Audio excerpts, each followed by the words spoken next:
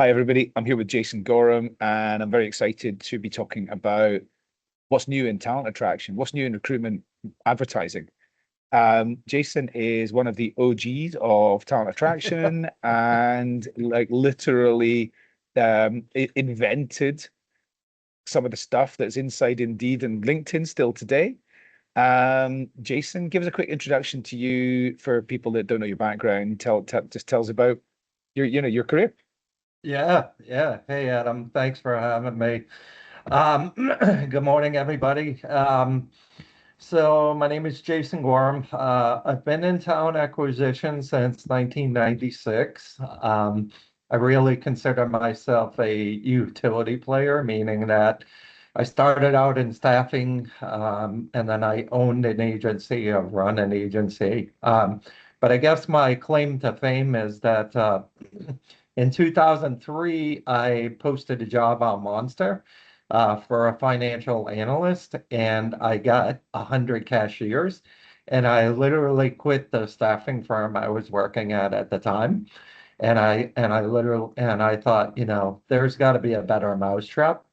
And that's when I started building the technology behind sponsored jobs that is now licensed by Indeed and LinkedIn. And Adam, you'll appreciate this. I met Jeff Taylor, who created Monster, and I know Jeff now, but I met him a year ago. And I told him that story, and I said, Jeff, without you, there's no me. So, yeah, so I sold that patent in 2013. I went back in-house, and for the past couple of years, I have a new thing. So. I mean, when you say you just skimmed a bit though, you say you went in house and then you were leading parts of talent acquisition, right, for Home Depot and some other Oh yeah. companies. So I've been in, and I've been a practitioner. So I've run TA operations for Office Depot. We used to capture 30,000 applicants a month. I created their executive search function. I'm a Workday SME, or actually I'm an international Workday SME. I've implemented Phenon. Back in the day, there was a thing called data.com. I was a data.com, what was I? A data.com rainmaker.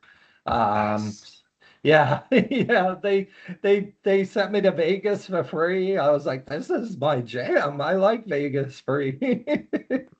So yeah, I've done a lot of things. I spoke in London in 2007. I was on a panel. It was me, Hot Jobs, and Career Builder.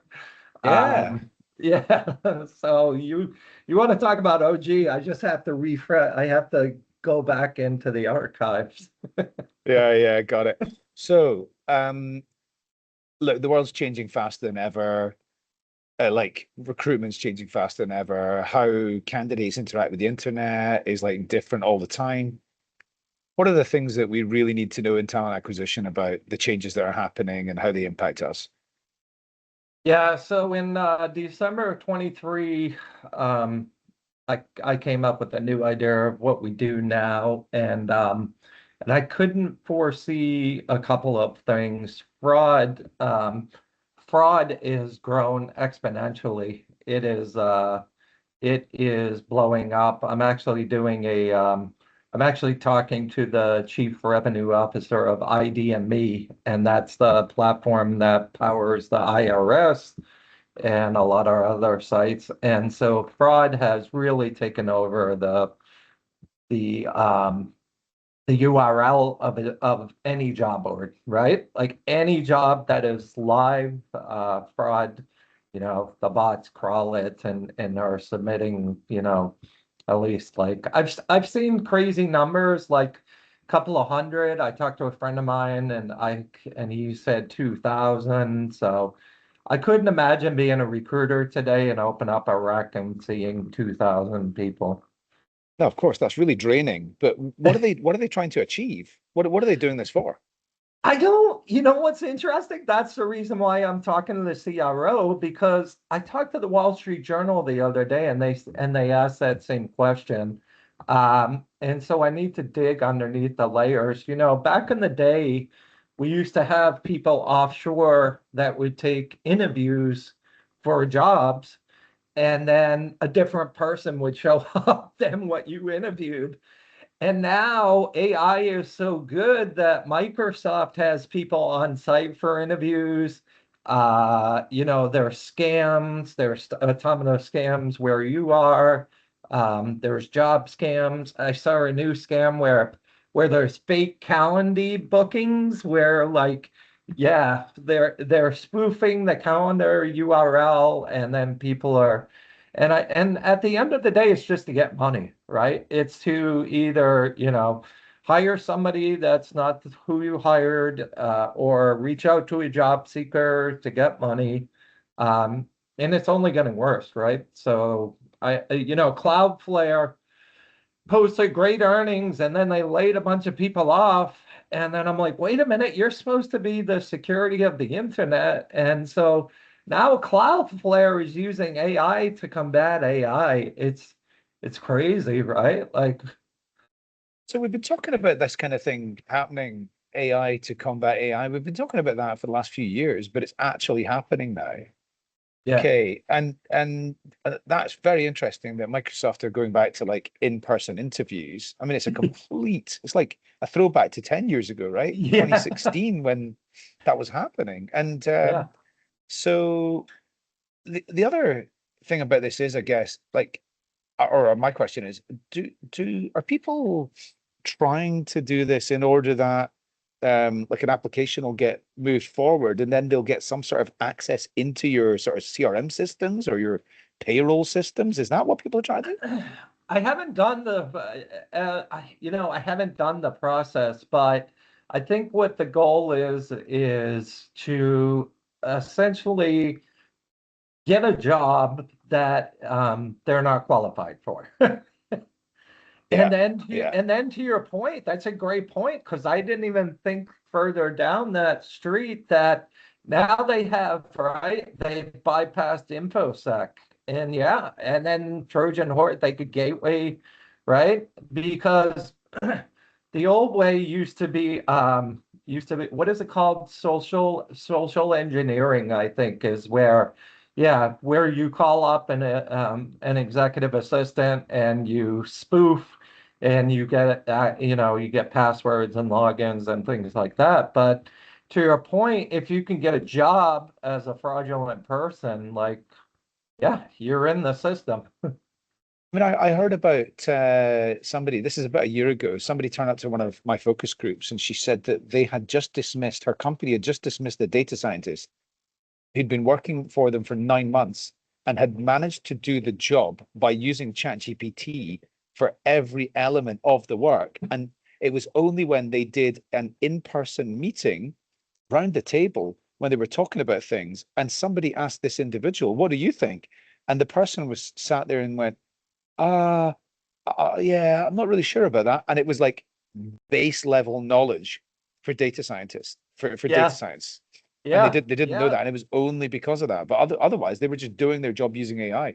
So presumably yeah. the availability of like the chatbots that can help you to answer questions and things like that, that's what's allowing people to actually get jobs that they're not qualified for and then somehow manage to get their way, like wing it through doing the job for a period of time, earning 250 grand when they shouldn't be.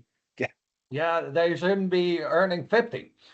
yeah, exactly. Yeah, So talk to me about the types of solutions that are out there. And like, I mean, this is obviously a big problem.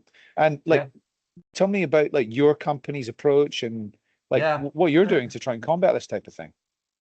So so it's interesting in our world around 20. So my official title is I invented programmatic job advertising. And the only reason that I say that is because around 2014, there was a person that used that term, and everybody in our space says that term, but it's not correct at all, right? And let me explain, because it's kind of difficult to understand. So that in our world, we do programmatic, right? You take an XML you get a bunch of jobs, and then you're literally distributing it to other job boards. And then there's bidding, right? So you're doing bidding on that. You're doing either a cost per click, a cost per application, a start application or a start apply. And then you're getting, whatever that result is. Now, between sending whatever the person is sending and whatever the person is receiving, that's called an arbitrage. So if it's a cost per click, right? This person is saying, "Hey, I'm going to send you this job, and I'm paying you 10 cents." And then this person says, "Okay, well, I'm going to mark that up, and I'm going to make 15 cents." And so the difference between these two is the arbitrage. Well, that arbitrage, AI is crawling that and submitting fake applicants. And so you don't make any money in the arbitrage. We killed that last year. We had 500,000 jobs, and so we killed it. And so in our world, they call it programmatic, but it's not. Now, what we do is we do true programmatic. So this is what brands do all over the world. And that's a true omni-channel distribution. So this is banner ads, podcasts, connected TV, digital out of home, like inline marketing. And then we also get first-party data. And so we have a ton of data providers. So like we use LinkedIn's data. So what we're doing, and then we're also doing real-time bidding. So we had an analyst say to us, "Hey, so you can actually create a candidate marketplace on the fly." And I said, "Yeah." Whereas the other platform is doing that XML feed only happens 4 to 6 hours. And guess what? Because the systems that we used are called DSPs, these are like the Trade Desk, things like Amazon. Because we use those, there's very little to no fraud because we do not share, we don't distribute a job, and we don't distribute a URL to crawl. We do all advertising. So I like to say, like, we serve the right ad to the right person at the right time. And so when people found out, like in the wild, I say, "Yeah, I created Indeed." And they go, "Oh, well, I'm looking for a job." And I'll say to them, "Well, if I wanted to find you, I'll find you." Very So, good. So that yeah, means that the types of candidates that that are able to come through your system, they're almost certainly real, they're yeah, authentic, and the yeah. company does not need to worry about 2,000 bot applies. No, Right, great. and it's about quality, right? Because we have so much data that we know who we're serving ads to. Yeah. Or we use the client's data, and it goes into a clean room, and then we build a lookalike audience, or we remarket or retarget. So those banners where you see if you're shopping and you click on a banner and then you keep seeing it and seeing it, that's remarketing. Got So it. it's And so it's less quantity, more quality, right? And then a better hire. that's terrific. So is it for specific types of jobs and specific types of industries? No, it's absolutely Yeah, for anything, everything. anybody. Yeah.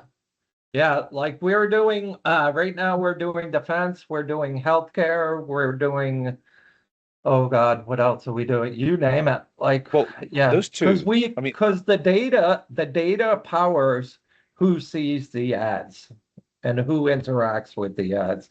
And I then mean, we geo target as well. So we could serve an ad around the world. Yeah.